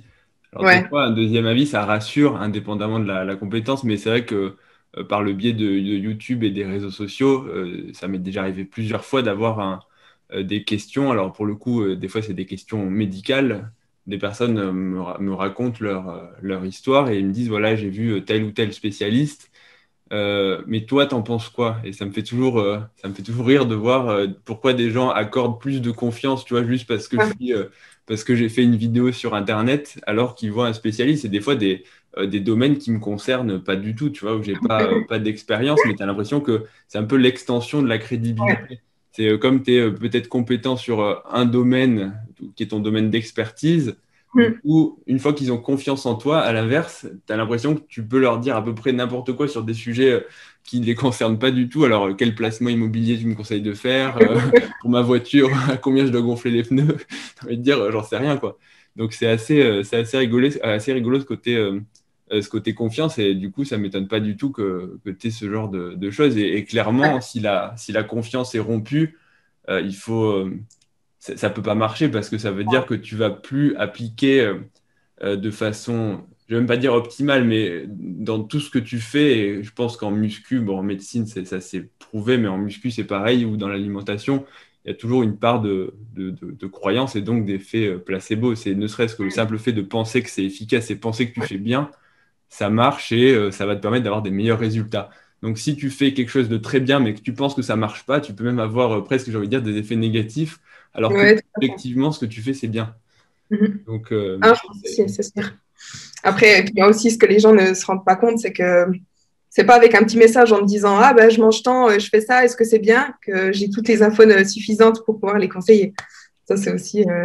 le coach, ça fait peut-être 6 mois qu'il les suit, donc il les connaît parfaitement. Puis moi, avec un petit message, je ne vais pas pouvoir leur dire oui, c'est bien ou pas. Donc, Ouais, ça, c'est quelque chose que. t'as jamais oups, je crois que j'ai tapé dans le micro. T'as jamais tout l'historique Exact. en un message. Comme tu dis, avant, il faut se renseigner. Alors, tu as parlé d'un document de 8 pages. Mais oui, il faut se renseigner, il faut apprendre à connaître les gens parce que malgré tout, chaque personne est différente. Ça dépend aussi de la psychologie, ça dépend de tout un tas de choses. Et pour avancer un petit peu dans la discussion du côté santé, euh, pour toi, c'est quoi la limite et est-ce qu'il y a des gens que tu refuses, enfin, pas que tu refuserais de prendre, mais à quel moment pour toi le rôle de coach s'arrête et enfin, je vais essayer de reformuler ma question. À quel moment c'est plus le rôle du coach de gérer certaines problématiques, par exemple, une personne qui viendrait te voir où tu dirais, enfin, alors là on a l'exemple de l'alimentation, je suppose qu'une personne qui viendrait et qui te dirait, voilà, moi je mange 700 calories par jour, tu peux à peu près avoir une idée que c'est une personne qui est dans l'anorexie mentale, même pas forcément en s'en rendant compte. Mm. Euh, mais voilà, et à l'inverse, le corollaire de ça, ce serait euh, jusqu'à quel point le coach est responsable de la santé de ses élèves. Parce que pour un médecin, si tu prescris n'importe quoi, si tu donnes des conseils qui sont faux, ta responsabilité est engagée en gros, c'est toi qui es responsable. Maintenant, pour Mm. le coach, admettons que, et ça se voit régulièrement sur les réseaux sociaux, hein, il y a des histoires qui éclatent où on voit, ouais, tel coach m'a affamé, j'ai fini ma prépa, j'étais à 500 calories. Ça fait d'ailleurs régulièrement parler des guéguerres entre les différents préparateurs. Mais est-ce qu'on peut considérer finalement que le coach a une part de responsabilité et est-ce que, criminel, c'est un mot que je ne veux pas utiliser, mais en termes d'éthique, en termes de. Bon, je pense que les gens auront compris. Est-ce que pour toi, c'est la responsabilité du coach ou la responsabilité de l'élève? Ou en gros, comment est-ce que tu peux te situer par rapport à tout ça? Alors, Question un peu pas non, non, évidente. non, c'est pas évident, mais c'est que je trouve hyper important en fait sur les réseaux maintenant, on trouve énormément de coachs justement qui n'ont aucune éthique et qui et qui tout ce qui les importe, c'est d'avoir des avant-après à poster sur leur page. Et du coup, voilà, ils peuvent faire des trucs qui sont totalement destructeurs pour la santé des gens, mais ils s'en foutent du moment que la personne, elle a perdu ses 20 kilos, il a son avant-après, puis il peut promouvoir ses autres programmes et puis vendre d'autant plus. Et du coup, les coachs ont une responsabilité. Ils ont quand même l'alimentation.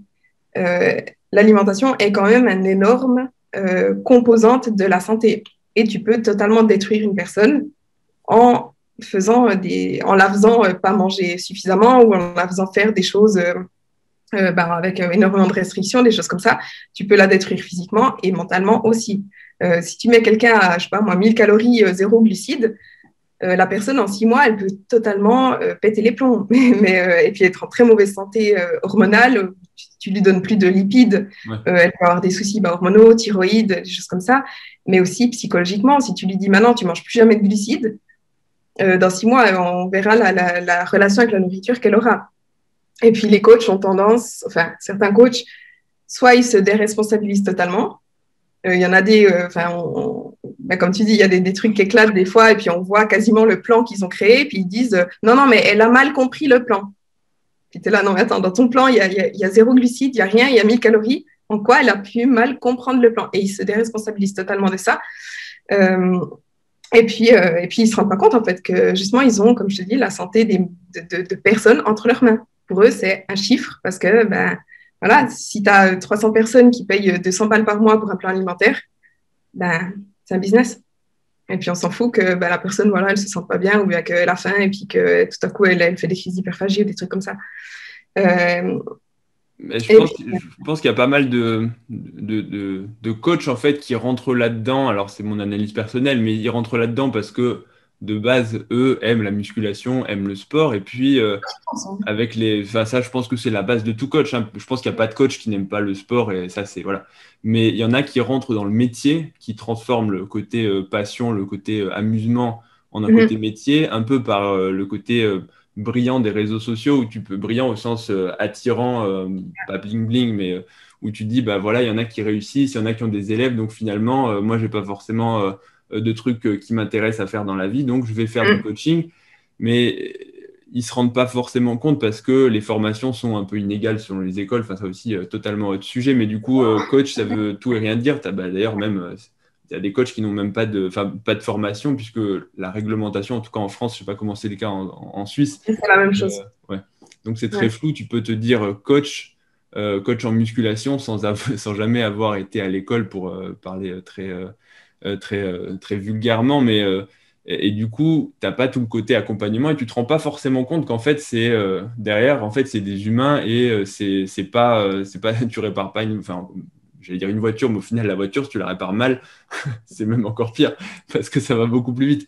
Mais du coup, tu as un peu le côté, et puis aussi le fait d'être en ligne, ce qui peut peut-être déshumaniser un peu la relation où finalement, tu as un plan alimentaire, une personne qui t'envoie une fiche, tu ne la rencontres peut-être jamais. Et bon, tu te dis, tant pis, c'est pas mon problème. Moi, comme tu dis, tout ce qui m'intéresse, c'est de voir le avant-après. Regardez, il a perdu tant de kilos en un mois ou en 3 mois, et puis tu peux vendre plus de programmes. Donc ça, c'est à mon sens peut-être un peu le problème, c'est que t'es pas je vais pas dire de charte d'éthique, mais ça pourrait être, ouais, ça pourrait être quand même, enfin, pas mal. Ce serait difficile à mettre en place parce que tu aurais toujours des dérives, toujours des abus. Mais c'est vrai qu'il faut se méfier, et ça, c'est à mon sens un peu enfin, c'est pas aux gens de s'éduquer, mais si vous voulez en tant que personne éviter les pièges, éviter d'être, pas manipulé, c'est un terme fort aussi, mais voilà, éviter de tomber sur le mauvais coach, bah, il faut soi-même, je pense, se renseigner, garder un œil un peu critique. Mais c'est très difficile parce que du coup, ça revient avec tout à l'heure ce que tu disais vis-à-vis du doute, de la confiance. C'est que c'est très dur d'avoir, à mon sens, cette un peu ambivalence entre le fait de faire confiance à ton coach parce qu'il est sympathique, parce que lui-même a des résultats, parce que peut-être qu'au début ça marche très bien et que tu ne te rends pas compte que c'est peut-être un peu trop restrictif, un peu trop délétère sur la santé. Et en même temps, donc, de douter pour rester un petit peu ouvert. Donc, c'est à mon sens pas évident comme relation à gérer. Non, c'est clair, c'est comme tu l'as dit, moi je l'ai dit aussi, hein, c'est aussi la responsabilité du client de choisir un bon coach et ça demande de faire des recherches, d'être sûr que la personne est crédible dans ce qu'elle dit, qu'elle a les compétences, qu'elle est professionnelle. Mais donc ça, c'est vraiment le rôle du client, hein, de chercher un bon coach en fait, puis pas de ah ben lui il a un beau corps, tiens je veux lui ou bien je veux lui ressembler, c'est un bon coach, je veux qu'il me coach. Non, le physique ça veut rien dire d'un coach, hein, mais comme ce que tu disais par rapport au coach aussi, je pense qu'effectivement, il y en a des qui ne font pas forcément exprès parce qu'ils ne se rendent pas forcément compte que ce que c'est que de coacher quelqu'un. Parce qu'il y en a des qui se disent, ah, je sais faire de la muscu et puis je sais comment gérer mon alimentation, donc je peux gérer l'alimentation de quelqu'un d'autre. Mais il y a une grosse différence entre se gérer soi-même et coacher quelqu'un d'autre. Tout le monde est différent et on ne peut pas coacher quelqu'un comme nous, on fonctionne. Donc ça, c'est peut-être des personnes qui ne le font pas exprès. Mais après, il y a aussi, comme tu l'as dit, beaucoup de... Enfin, c'est un business et il y en a des qui le voient vraiment comme de l'argent facile. Et puis c'est totalement déshumanisé, comme tu dis, si la personne, enfin, si le coach envoie juste un truc par mail, tiens, vas-y, démerde-toi, tu fais ça, mais n'a aucun échange en fait avec le client, ce qui arrive assez souvent. Il s'en fout un peu il se rend pas compte que justement c'est vraiment des gens derrière l'écran et puis qu'il y a quelqu'un tout simplement. Mm. C'est assez délicat. Une autre chose qui revient, enfin, c'est pas que ça revient récemment, mais c'est vrai que c'est toujours un petit peu délicat, c'est où se situe la limite entre le coaching, l'accompagnement et où se situe la thérapie. Et c'est pas une des modes, mais un je vais pas dire créneau, c'est un peu bizarre, mais niche, c'est un peu bizarre aussi, j'arrive pas à trouver le bon mot. Mais tout ce qui va être, beaucoup de personnes, notamment de filles, rentrent dans la musculation par le biais ou à cause de troubles du comportement alimentaire. Et c'est un peu une part de marché de dire l'accompagnement des TCA. Il y a pas mal de personnes qui font des formations pour les TCA. Et moi, ça m'avait fait un peu bizarre de voir des gens qui vendent voilà, des formations pour devenir accompagnateurs en TCA. Enfin, à chaque fois, ils utilisent des termes un petit peu particuliers, mais quand tu vois en médecine, c'est une maladie psychiatrique, donc l'anorexie mentale qui est traitée à l'hôpital, on aime ou on n'aime pas le côté actuel du traitement, ça c'est un autre débat, mais par des psychiatres, par des psychologues, par des diététiciens, par des nutritionnistes, c'est vraiment des accompagnements très globaux. C'est une maladie qui est difficile à prendre en charge, qui est longue, qui est très spécifique, qui nécessite pour chaque personne de trouver la bonne approche. Et malheureusement, il y a aussi des cas où, malgré l'évolution, on a du mal à les prendre en charge, et c'est les évolutions défavorables de l'anorexie. Donc, de se dire que finalement, il y a des gens qui proposent une formation de 3 ou 4 heures avec un PDF et qu'ensuite tu peux mettre certifié. Enfin, pour moi, c'est des choses qui ont absolument aucun sens. Et même, je vais dire, pour moi, ça dépend comment c'est présenté. Que tu accompagnes des personnes avec des troubles du comportement, bien sûr, que tu aies une empathie, je vais dire ça comme ça, parce que effectivement, on a tous une psychologie différente. Et on fonctionne tous mieux avec certains types de personnes. Et il y en a forcément, par leur trait de caractère ou autre, qui vont être plus en train d'accrocher avec les gens qui ont des TCA, que d'autres qui peuvent être trop obsessionnels, trop fermés. Donc ça, c'est bien sûr, tu peux bien t'entendre, tu peux bien accompagner, mais de là à dire et à promettre que tu peux guérir des TCA, que tu peux... Le mot, il est un petit peu fort, et se proclamer expert en TCA, c'est toujours un peu délicat. Comme tu dis, c'est comme l'exemple. C'est comme la personne qui dit, moi, j'ai accompagné une personne qui avait des TCA et puis elle en est sortie. Donc, ça y est, je suis expert en TCA, je maîtrise tout sur tout. C'est toujours difficile. Ouais, alors là, je partage totalement ton avis, en fait. Il y en a aussi beaucoup qui disent, moi, j'ai eu des TCA, donc et je m'en suis sortie, je sais comment on se sort, donc je peux aider à sortir les autres. J'ai aussi fait de l'anorexie, je m'en suis aussi sortie toute seule, mais ça ne veut pas dire que je suis experte en TCA et que je peux, que je peux aider toutes les personnes qui souffrent de TCA. Et c'est vrai, le souci, c'est que il y a principalement de femmes, je vais dire plutôt femmes, mais ça touche aussi les hommes, mais Ouais, mais c'est beaucoup plus les femmes. Il y a énormément de femmes qui sont qui souffrent de TCA, et puis peut-être que de plus en plus de femmes se rendent compte ou se l'avouent, mais du coup, il y en a des qui profitent justement de jouer là-dessus pour développer leur business. Et puis, effectivement, qui se déclarent spécialistes en TCA, alors que, comme tu dis, ils ont fait une formation de 4 heures avec un PDF. Et ça, moi, je trouve absolument assez aberrant. Honnêtement, c'est assez aberrant parce que quelqu'un des TCA, c'est principalement justement le côté psychologique. Et un coach n'a pas les compétences pour encadrer quelqu'un, pour la faire sortir des TCA. Alors, je dis pas, j'ai déjà eu une cliente qui faisait des crises d'hyperphagie, mais j'ai envie de dire qu'il y a plus ou moins 2 types de TCA, si je peux dire ça comme ça. Il y en a un qui est provoqué par juste la restriction, tu vois, du fait de je m'autorise pas à manger, je mange 1000 calories, donc forcément le corps a faim, donc au bout d'un moment elles craquent, elles ont des grosses crises où elles mangent tout ce qu'elles trouvent, ce qui est des crises d'hyperphagie. Mais disons que dès le moment où tu fais une reverse diet avec la personne, et donc que tu la fais manger plus et qu'elle s'autorise à manger et que sa relation avec la nourriture s'améliore, les crises disparaissent.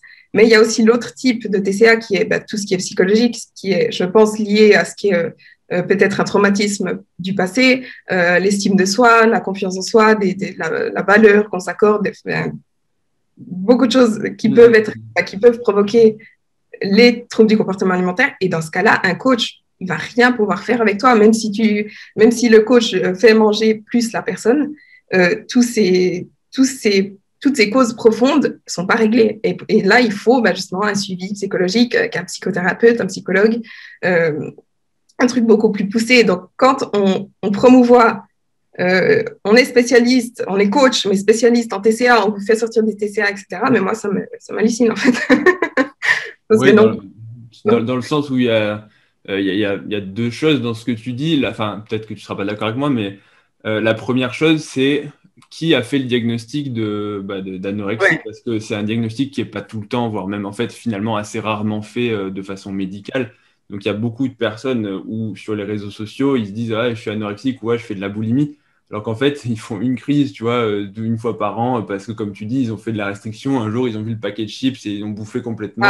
J'exagère un petit peu, mais et puis, tu as le vrai trouble du comportement alimentaire vraiment ancré, qui s'installe de façon générale assez insidieuse, on ne le voit pas forcément venir, quand tu t'en rends compte, quand la famille s'en rend compte, c'est souvent longtemps après. Et quand la personne se rend compte aussi qu'elle a un problème, c'est souvent, c'est pas rare, hein, enfin, 1 an, 2 ans, 3 ans après. Alors qu'en fait, tout le monde autour de soi sait que tu es anorexique à peu près parce que tu as perdu beaucoup de poids et tout. Mais dans ta tête à toi, tu n'es pas anorexique et tu t'en rends compte en fait un jour où il y a un élément déclencheur. Donc ça, c'est la première chose. S'il y a une personne qui en fait n'est pas vraiment, c'est pas une vraie anorexie mentale, Mm. euh, du coup, tu peux avoir l'impression de la sortir par le plan alimentaire ou par, comme tu dis, le fait d'avoir modifié son alimentation ou d'avoir fait reprendre un peu de poids. Mm. Mais tu peux pas du tout généraliser ça aux vraies anorexies et surtout à toutes les anorexiques ou toutes les formes de boulimie, enfin à tous les TCA, parce que c'est quelque chose, bah, comme tu as dit, de multifactoriel, ça dépend pour chaque personne. Et même en fait, on n'est pas encore très sûr de pourquoi certaines personnes vont faire de l'anorexie. Il y a des éléments déclencheurs, mais pourquoi chez certaines personnes ça le fait et pas chez d'autres, tout ça, c'est des éléments qui, à l'heure actuelle, sont pas du tout réglés. Ouais. Et le deuxième point, là, j'ai un petit trou de mémoire sur ce que c'était. Ça, c'était le diagnostic. Et deux, ouais, l'accompagnement. C'est que, en fait, l'anorexie, la muscu ne fait pas sortir de l'anorexie. C'est impossible. C'est un truc qui demande un accompagnement psychologique assez long, du travail. Enfin, en fait, un coach en musculation peut tout au plus accompagner. C'est ça la différence, c'est Ah, accompagner, mais pas traiter, en fait. Déjà traiter, c'est déjà quelque chose qui est se proclamer expert, enfin guérisseur de TCA, même pour un médecin, je pense qu'il y aurait très peu de psychiatres ou de psychologues qui sont pas médecins, les psychologues, mais juste pour la parenthèse, mais ouais. se proclamer justement, voilà. Mais c'est vrai qu'un diététicien, un coach sportif, c'est encore pire et l'exemple n'a jamais traité. C'est comme si une personne disait, bah, moi j'ai guéri de mon entorse de cheville, donc ça y est, je suis rhumatologue spécialisé dans la Ah, cheville. En fait, non, ça marche pas comme ça. Et c'était très intéressant ce que tu as dit, entre le fait de dire, bah, moi, je suis passé par là, donc je suis expert, en fait, non. Sinon, il suffirait d'appeler un patient pour chaque maladie et de lui dire, bah, attends, on a le même cas là, viens, je déroule, il n'aurait plus besoin de médecin. Donc, non, ouais. ça marche pas comme ça. Non, c'est exactement ça. Et après, comme tu as dit, un coach peut éventuellement accompagner, par exemple, quelqu'un bah, qui doit reprendre du poids, qui doit manger plus pour un peu s'en sortir, qui doit se remuscler. Et là, je ne dis pas en parallèle d'une thérapie profonde avec justement un spécialiste, mais un vrai spécialiste, donc un psy, accompagner en poussant la personne ben voilà, à faire peut-être de la musculation pour essayer de prendre du poids, à la faire manger plus, à l'aider à améliorer sa relation avec la nourriture. Ça, oui, pourquoi pas. Mais le coach seul, c'est pas son job. Il faut rester aussi dans son champ de compétences et il faut savoir quand dire, eh ben là, écoute, ça sort justement de mes compétences. Il faut que tu trouves de l'aide auprès des personnes qui sont compétentes pour ton problème. Mm. Et puis ça, c'est ben, non seulement ben, pour ce qui peut être trouble du comportement alimentaire, mais c'est aussi pour le reste. Hein, si, ben, disons que la digestion, c'est énormément lié à l'alimentation. Mais personnellement, je ne suis pas médecin enfin, je m'y connais pas suffisamment en système digestif pour pouvoir régler les problèmes de digestion de quelqu'un. Si quelqu'un, je sais pas comment ça s'appelle, des, comment ça s'appelle, Mais le côlon irritable, oui, syndrome du côlon irritable, voilà, ou de l'intestin irritable. exactement, qui peuvent avoir plusieurs causes, je crois d'ailleurs, mais Bah, je, pareil, je, aujourd'hui, on ne sait pas encore très bien ouais, exactement ce que exactement. c'est en fait. C'est vraiment très, très, très compliqué, mais personnellement, je n'y connais pas assez. Donc, je ne vais pas commencer à donner un traitement ou bien à donner un protocole à quelqu'un pour régler ça. Je vais lui dire, écoute, tu as des problèmes de digestion, mais un coach, c'est là pour t'aider à atteindre ton objectif qui est prise de poids, perte de poids, prise de poids, développement de ta masse musculaire, mais pas de régler tes problèmes de digestifs ou autres, ou hormonaux. C'est vrai qu'on trouve en France un peu moins, j'ai l'impression, mais c'est vrai qu'aux États-Unis, du coup, si tu suis toutes les Américains et les Américaines, il y a beaucoup plus de gourous de santé, et notamment des coachs, hein, parce que ça dévie souvent un petit peu entre la musculation, le sport, la complémentation et l'alimentation un peu santé, qui dévie sur des protocoles, des traitements de maladies.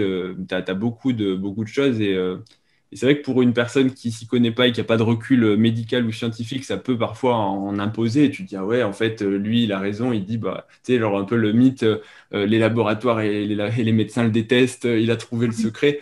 Mais tout le problème, c'est quand tu as confiance, parce qu'une personne qui a de bons résultats et qui te met en avant, bah, c'est avant-après, c'est ceci, et puis il te montre toujours l'exemple. Euh, Mm. Regarde, lui, il avait mal au ventre, il a plus mal, lui, son transit s'est amélioré, lui, je l'ai sorti des TCA. Tu as un peu ses credentials. Mm. Mm. Et puis toi, tu dis, ah bah ouais, en fait, c'est vrai, c'est ça que je veux. Et en fait, tu tombes un petit peu dans le côté gourou. Donc pour les TCA, c'est pareil. Ça ne veut pas dire que tu ne peux pas avoir un coach, et ça, c'est important. Et je pense que c'est une bonne chose pour les coachs de se former au sens, pour ceux que ça intéresse et pour ceux qui souhaiteraient accompagner au sens musculation, alimentation, mais pas au sens traitement des personnes qui sont dans les TCA, dans le sens où il faut comprendre en fait la psychologie de la personne anorexique ou boulimique pour essayer justement de l'accompagner et d'essayer de la mettre, je vais dire, sur pas le droit chemin, mais de ne pas la brusquer, de ne pas la braquer, parce que souvent c'est compliqué hein, de dire à une anorexique qui mange 600 calories par jour qu'il faut manger plus. Au début, t'es vu comme le diable, je pense, avec des cornes, et on te dit non mais c'est mort, jamais, lui je me casse. Mm. Donc, il faut comprendre la psychologie et donc c'est bien de se former à qu'est-ce que c'est la maladie, comment on accompagne, comment ça marche un petit peu. Mais il faut faire attention à ne pas se prétendre guérisseur ou chaman ou grand. Donc, ça, pour moi, c'est la limite à ne pas franchir. Exact, ouais, exactement. Non, moi, je pense en tant que coach, tu peux toujours essayer d'accompagner et conseiller la personne. Je dis pas, si quelqu'un me dit j'ai tout le temps mal au ventre, je vais quand même essayer de lui donner quelques C'est sûr. conseils. Souvent, c'est les fibres. La personne qui se plaint toujours de ballonnement, je lui dis réduis tes fibres pendant 1-2 semaines. Et en général, ça va déjà mieux. Et puis, elle remarque, OK, puis on augmente gentiment les fibres. Puis ensuite, c'est bon. Donc, ça, je dis pas, tu peux quand même essayer. Bien Mais sûr. après, si tu as vraiment des trucs qui sont chroniques, récurrents, des choses comme ça, moi, je lui dis, tu vas voir un médecin et tu t'occupes de ça. Et moi, je peux pas te régler tes soucis comme ça. Non, mais après, bien sûr, il faut pas mélanger, c'est vrai, comme tu dis, les conseils de la vie de tous les jours qui, en fait, ne sont pas des conseils de médecine. C'est sûr que la constipation, t'as mal au bide. C'est sûr que le mec qui dit, ouais, je comprends pas, je me remplis le ventre et j'ai mal au ventre, j'arrive pas à dormir, je roule. Je lui dis, mange un peu moins, réduis ton bol alimentaire en termes de volume. Ça, c'est du conseil de bon sens, mais c'est vrai que t'as pas besoin d'aller voir un médecin ou quoi pour le savoir. C'est un peu des conseils, j'ai envie de dire, de logique. Mais voilà, tout dépend de l'intensité du conseil, de la chronicité du problème et aussi du type de problème et de ce que tu promets aussi. Il y a une Ouais. différence entre dire, voilà, je vais améliorer un peu ton transit, en gros, on va essayer de faire que tu sois plus confortable, et dire, je vais traiter une constipation, je vais traiter un intestin irritable. Là c'est un peu voilà, la frontière est floue, mais il faut faire attention. Il y a aussi, je pense qu'il y a souvent, on n'ose pas aussi dire qu'on ne sait pas. Il y a beaucoup de coachs qui n'osent pas dire, enfin, répondre à leurs clients, écoute, pour ça, je ne suis pas compétent, je ne sais pas, je ne peux pas t'aider et je te conseille d'aller voir quelqu'un d'autre. Il y a aussi beaucoup de coachs qui n'arrivent pas justement à accepter que c'est plus en fait dans leurs compétences. C'est pas que les coachs, c'est vrai qu'en médecine, on a aussi Ouais, beaucoup de mal à accepter qu'on ne sait pas, hein. ouais, Quand les gens viennent te voir avec une question, dire je sais pas, c'est vrai que tu as toujours l'impression, et c'est très dur d'arriver à le dire, hein. C'est un effort assez, enfin, pas quotidien, mais de rester humble. Et en fait, tu te rends compte que quand tu dis au patient, je suis désolé, là j'ai aucune idée de ce que c'est, Mhm. faut voir quelqu'un d'autre.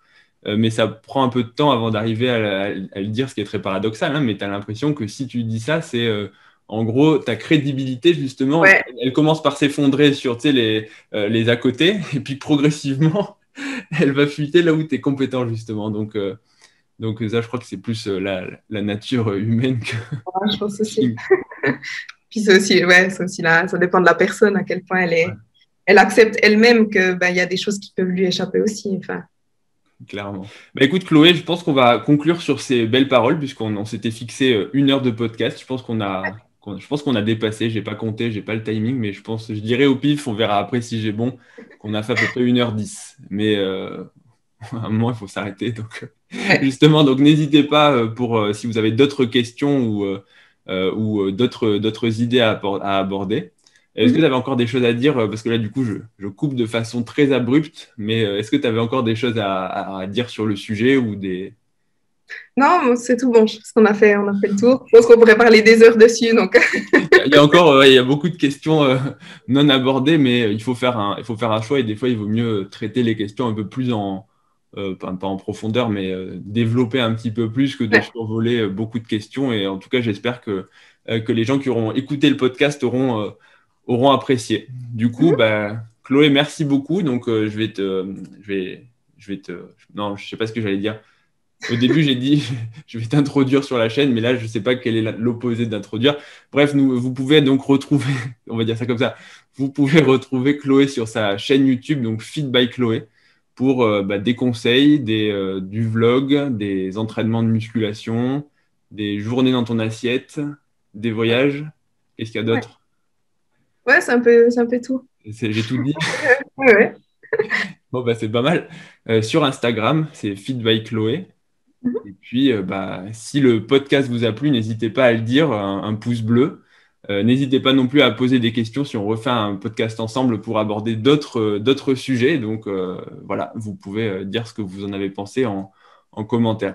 Et du coup, j'aime bien faire ça à la fin du podcast pour voir les gens qui sont allés jusqu'au bout. Je trouve ça marrant sur les vidéos de plus d'une heure. Est-ce que tu as un mot qu'il faudrait dire en commentaire? Je vais te laisser le choisir. Un mot en commentaire pour tous ceux qui veulent montrer qu'ils sont arrivés jusque-là. Les vrais Euh, amis de la masse. je vais dire reverse diet. Reverse diet, ok. Bah écoute, très bien. Donc dites en commentaire reverse diet pour montrer que vous êtes arrivé jusque-là. J'ai tout dit, hein, commentaire. C'est quoi les youtubeurs qui se respectent? Est-ce qu'il faut qu'ils disent mettez un pouce bleu, hein, on le dira jamais assez. Abonnez-vous à la chaîne et à celle de Chloé. Et je vais te laisser dire le mot de la fin, Chloé. Et ensuite, je vais couper. Salut à tous. Ben, merci beaucoup d'avoir écouté ce podcast, si vous êtes encore là, et puis ben, merci de m'avoir accueilli.